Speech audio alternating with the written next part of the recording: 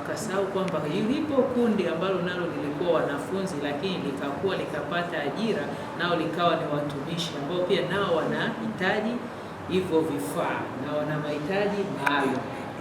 Kwa hiyo tunawashukuru sana Wizara ya Elimu kwa kuliona hili, lakini pia tunawashukuru Ofisi ya Waziri Mkuu, Tawala za Mikoa na Serikali za Mitaa, TAMISEMI, ambao baada ya kuvipokea wakatoa taarifa kwenye wizara hii, kwa sababu unajua zile ni wizara mbili tofauti, si ndio?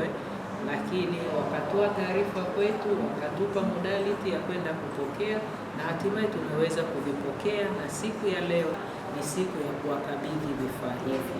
Kama mkuu wa idara ya elimu ya awali na msingi, ambaye pia nami nina walimu wenye mahitaji maalum na watoto wenye mahitaji maalum, ninawashukuru wizara zote hizi, kwa maana ya Wizara ya Elimu pamoja na Ofisi ya Waziri Mkuu, TAMISEMI, kwa sababu sera na miongozo tunaipata kutoka Wizara ya Elimu, lakini uendeshaji wa shughuli zetu za kila siku uko chini ya Ofisi ya Waziri Mkuu, Tawala za Mikoa na Serikali za Mitaa. Kwa hiyo tunashukuru wizara hizo zote kwa kuona umuhimu wa kuweza kutusaidia na kushusha vifaa hivi kwa walimu wetu. Serikali imetambua mchango wenu. Jukumu la hili tunalokuja mbele ni nyie kuvitunza vifaa hivi. Hatutarajii kesho tuambie vimepotea. Hii ni kwa ajili ya wewe kurahisisha utendaji wako wa kazi. Huku tunategemea utachapa maandalio yako, si ndio?